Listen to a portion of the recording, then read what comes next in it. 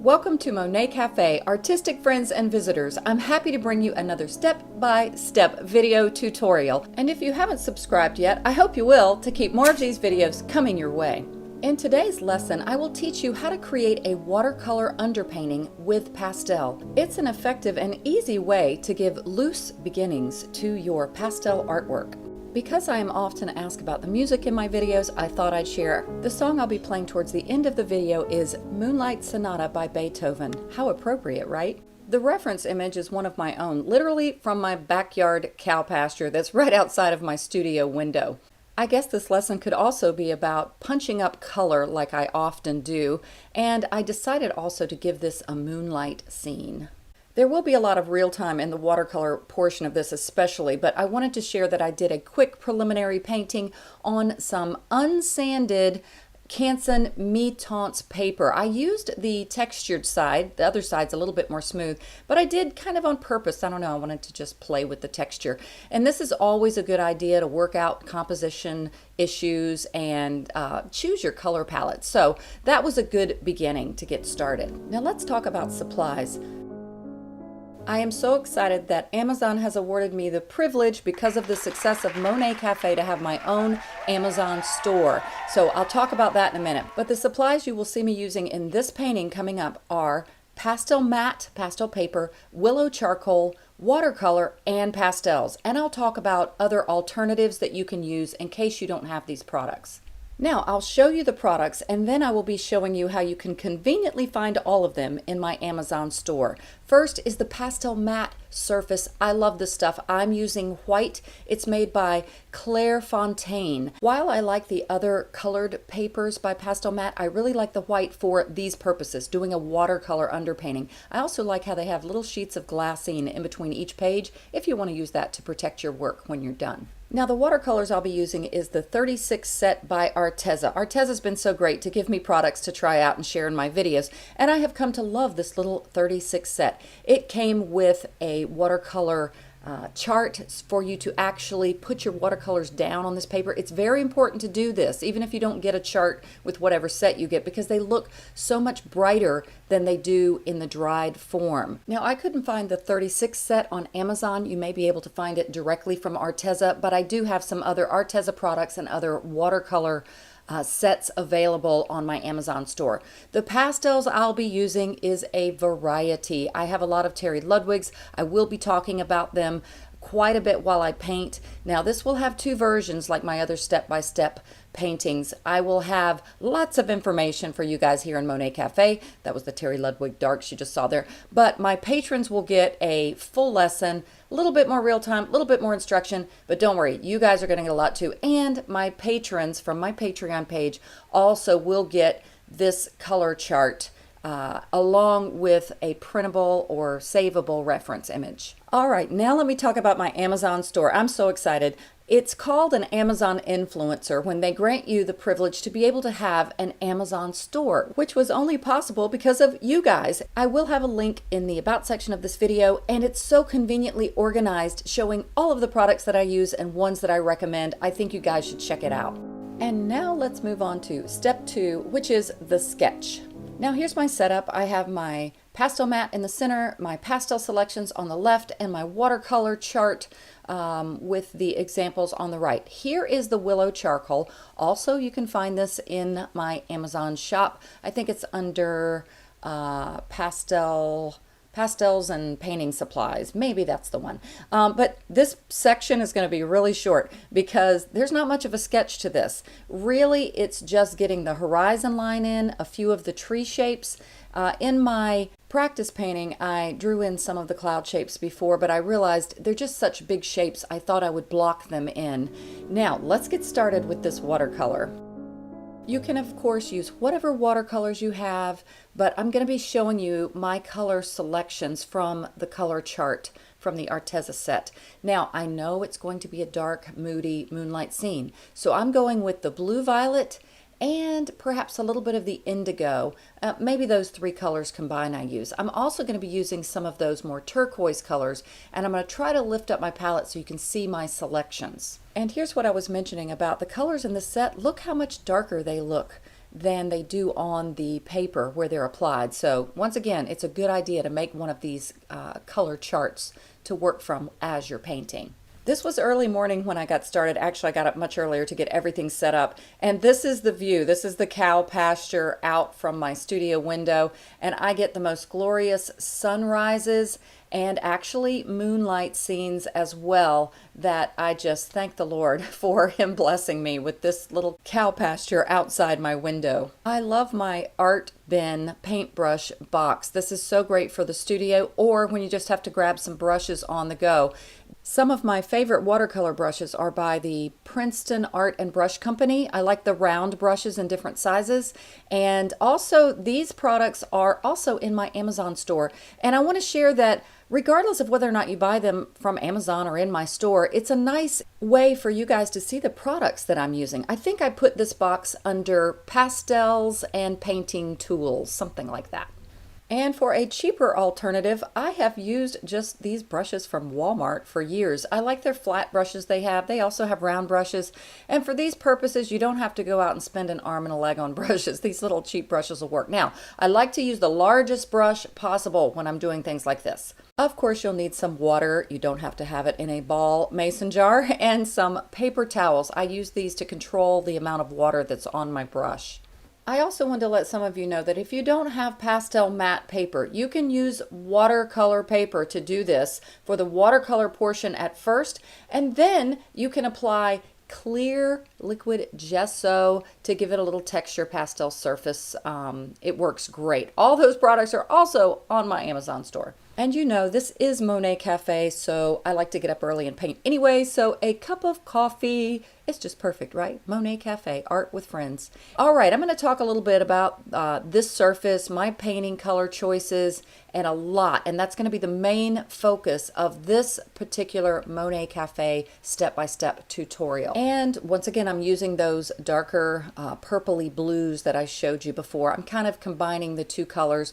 And once again, I'm using the largest brush. I actually could have gone larger. I do have some flat brushes larger than these, but this worked. Now, notice my strokes.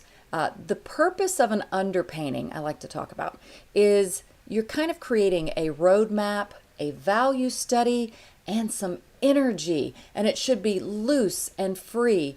And these strokes should be directional, and that's one of the things that I wanted to focus on. These clouds, they look like they're just reaching up and out, like they're back behind those distant trees on the left, and they're reaching out and coming up. So I wanted to accentuate that.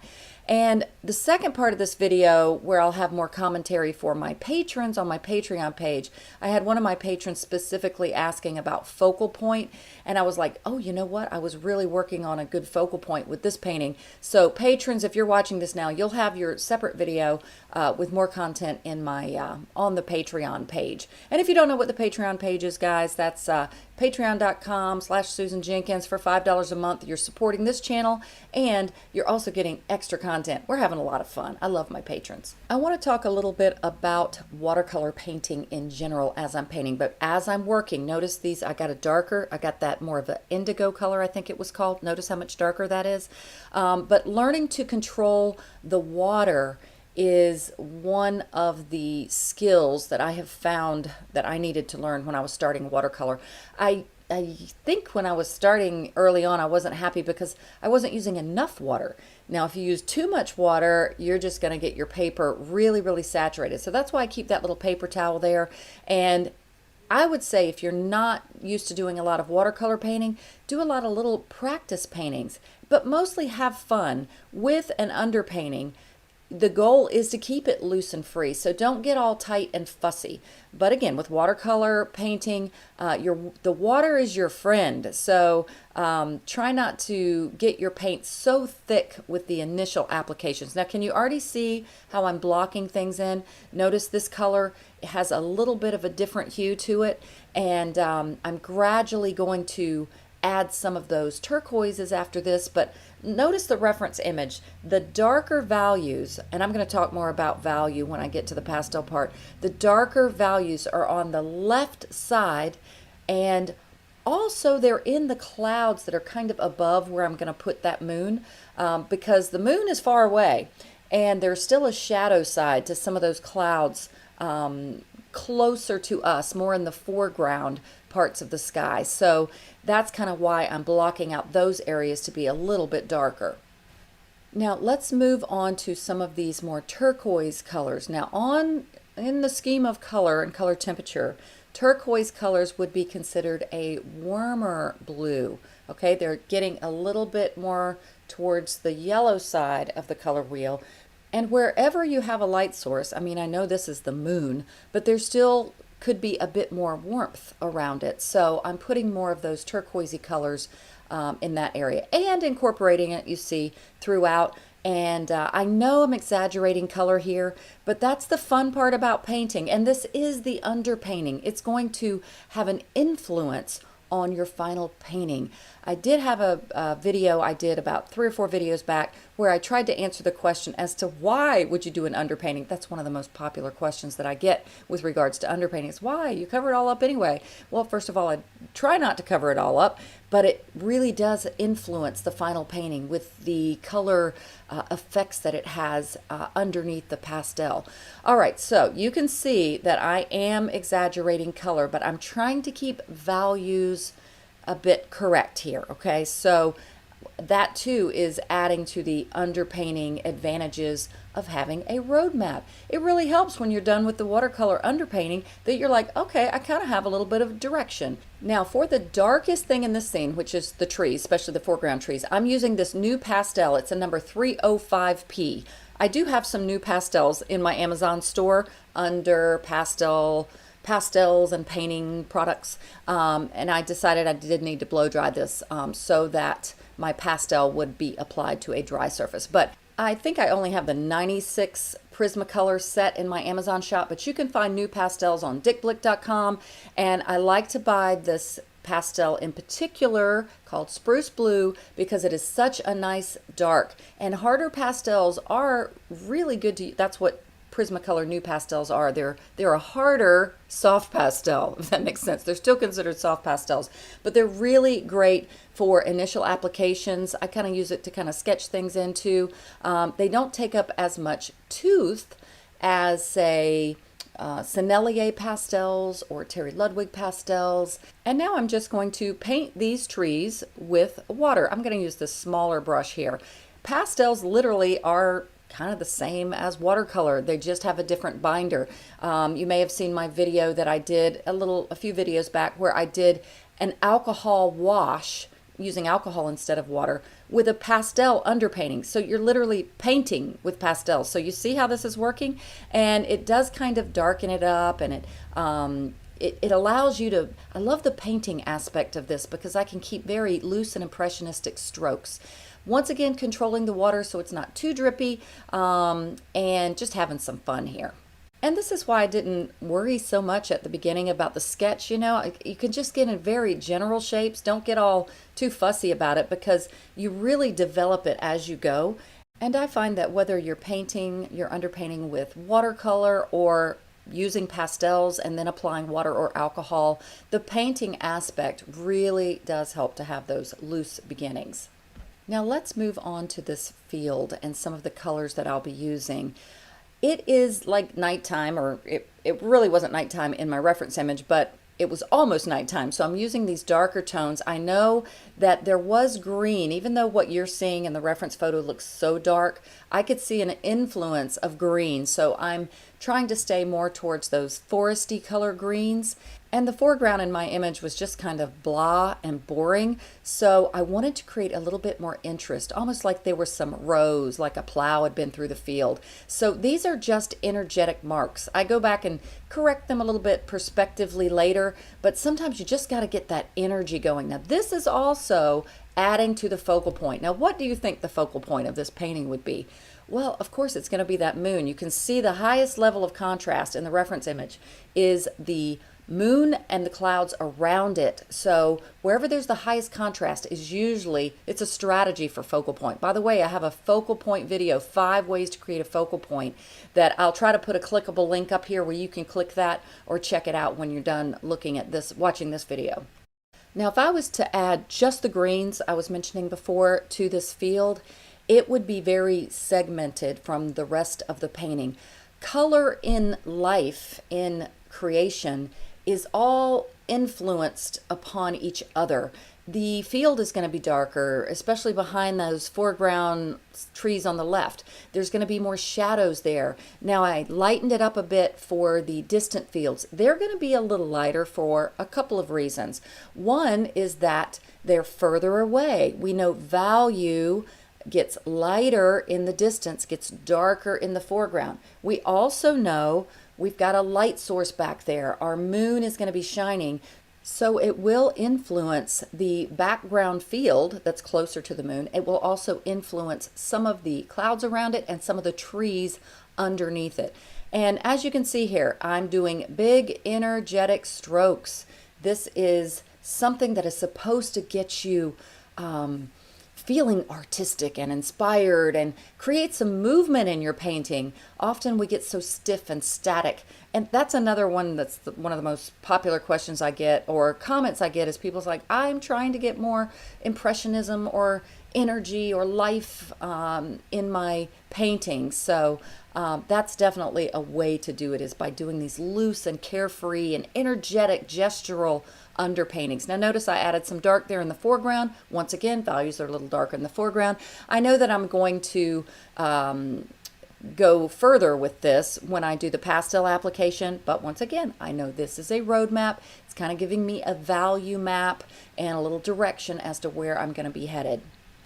And now that I've got those cooler purpley values kind of reflecting the sky onto the field, now I can add some of the influences of green. And I'm going with a little bit again of the foresty greens, not really yellowy greens as much here. And I could have left this just using the blues, teals, and purples and that dark new pastel I added for the tree line. But, you know, I was like, I'm having fun with the watercolor. I have really come to love watercolor painting. Oh, I was so frustrated with it when I first started. I think I started playing with it because I had seen a few other pastel artists use watercolor underpaintings. And I probably did the same typical things that everybody does, is just be too fastidious and serious about it and not letting the water do the work. But all this comes together, guys. Also, too, I like to clean things off. I actually have part of my thing is stained there, I think from some acrylic ink I used. It's a good idea to go ahead and kind of clean it up a little bit for the next time. All right, blow drying it again and getting ready for the pastels. Let me make another quick little positive about using the watercolor. Watercolor takes up no tooth of this pastel mat. If you've been working with pastels long, we do a lot of layering and it can take up the tooth of the paper. So watercolor, you haven't taken up any of the tooth of the paper. All right, now I'm going to put up my reference image here so that I can talk a little bit about value. A very handy tool as a beginner artist or any artist is a grayscale and value finder. Let me talk a little bit about how it works. It is kind of unusual. It's 10 stages of black to white. Now, black is number 1. I would have thought it would have been white, number 1, okay? But white is number 10. And have you ever heard the term high key painting? Well, these are the higher numbers. They're the lighter values. So that's a high key painting, to have higher, lighter values. Also, this grayscale finder has amazing amounts of information on the back. So it's really, really a great tool. Another great tool for the beginner artist is a pocket color wheel. I'm always going crazy about how awesome this is. It has such a wealth of information right on this color wheel. And you can learn about color schemes and strategies to create your color palette. And also, too, these two products are on my Amazon store. You guys are going to get worn out with that. But I do have that under, I think it's Studio Tools, something like that. All right, now let's look at this. You see how those little things are carved out like keys, okay? Like I said, high key painting, low key painting. It's like little keyholes. It's so that you can see and compare the values in your painting. Once again, I'm veering a little bit from the photo and brightening things up a bit, even in the field. But you can see here that the field is kind of more that darker, but I'm going to go a little bit maybe more towards like 7 or 8. And the sky is definitely lighter. Even though those clouds are pretty dark on the upper left side, It's more like, I think it's more of like a 7, in between a 6 and a 7 in some areas. And then as you get closer to the source of light, notice how it gets lighter. It does get a little darker. I'm showing certain areas, but it does get a little darker in some of those foreground clouds that I didn't really show that. So look how light it gets around the light source, all right? And the lightest light is going to be where I'm going to put the moon. It's kind of right about there. So it really is a handy tool. Now I'm going to talk real quick about an illusion. I just put this on my Patreon page as a little trivia. I'm doing like Trivia Tuesdays. Look at the two values of the square A and square B. Which one would you say is darker and which one would you say is lighter? It looks like A is darker and B is lighter. It's in the white square, right? Well, in this little illusion, if you look at what this actually is and take everything else away, guess what? They're the same value. This is what I talk about all the time. Value is relative. And this little illusion really demonstrates that well. All right, let's go on to step 4, which is pastels. Along with the pastels, I'll be using something to blend with. Sometimes I'll use a little chamois cloth. Sometimes I use some pipe foam insulation. I thought I'd show you. I keep my little chamois cloth squares that I cut, the dirty ones, in a little Delicate's laundry bag, and I can just wash them instead of all the little squares. Here are my pastels that I've already marked out on my color chart next to where I'm working. This makes it very convenient for grabbing colors. Now, I'm working with my darkest dark right now. I think this might be the Terry Ludwig eggplant. It might be a purple that's a little bit lighter, actually. And vertical things like trees in the foreground, values are darker in the foreground, are usually one of the darkest things in your scene. Now this is going to be kind of a night scene anyway, so a lot of the trees are going to have some dark. I'm going to lighten them up a bit. I'm using a real light touch for the trees that are a bit further away, because values get lighter in the distance, and once again things are closer to the moon, the light source. So I'm going to lighten those up and give them a little bit of a cooler, more teal color to some of the distant trees in the background. Now I'm going back and getting in, I want to remember my energetic strokes. I wanted the hill to feel a little bit like it was rolling rather than just a flat hill. That would have been boring.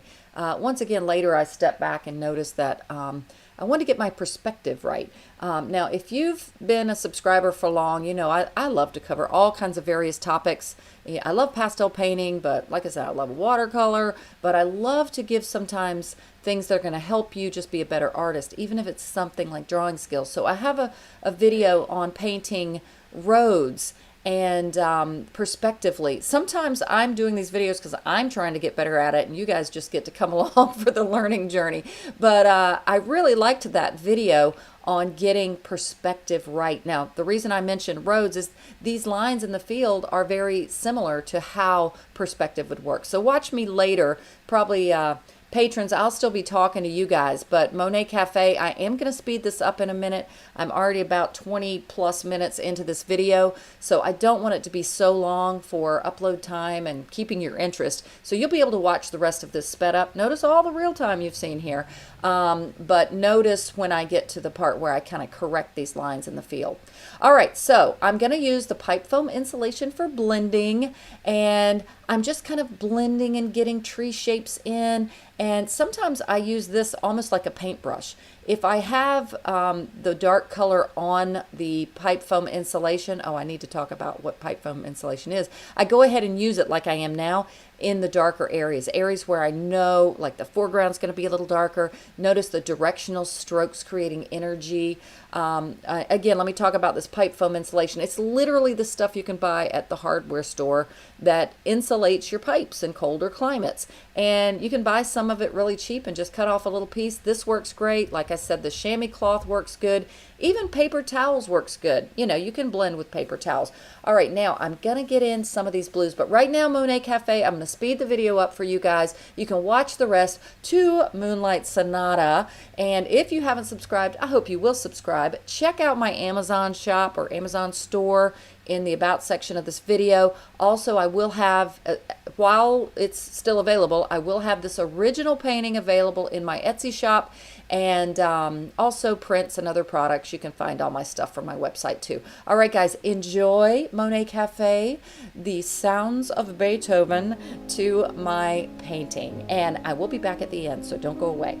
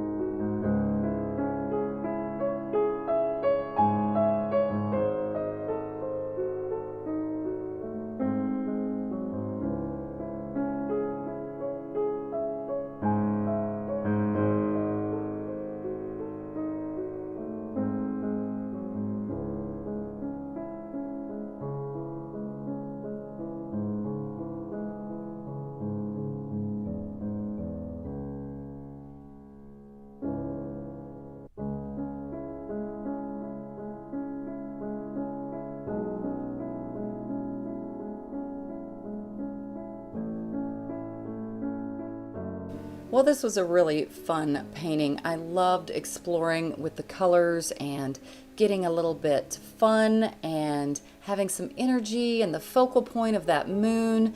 So I hope you guys enjoyed this. I know I enjoy every time I get to be with you guys in these lessons, even though we're not together physically. I feel such a connection with you guys, especially when you comment and tell me a little about yourselves. I just love that. So check out the new Amazon store. I'm so excited about that. And subscribe if you haven't. Become a patron if you'd like to. But most of all, keep coming back, learning and growing in art. Together is better. All right, guys. Happy and blessed painting.